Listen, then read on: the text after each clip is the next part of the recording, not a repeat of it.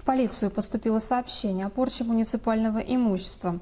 Ограждение качелей, установленных в центре города Касимова на улице Советской, у стелы героем Касимовца. Также видео с фиксацией хулиганских действий было опубликовано в сети интернет. В ходе оперативно-розыскных мероприятий сотрудники отдела МВД России Касимовский в короткий срок установили личность и задержали злоумышленника. Им оказался 24-летний гражданин страны Закавказья, который временно проживал в Касимове.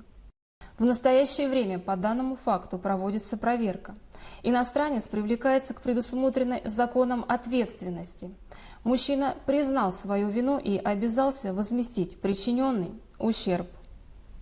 Мы гуляли с другом в Касимовом в городе. В центре города мы чуть поругались и сломали качели. И готов возместить ущерб. Прошу прощения, такого больше не повторится.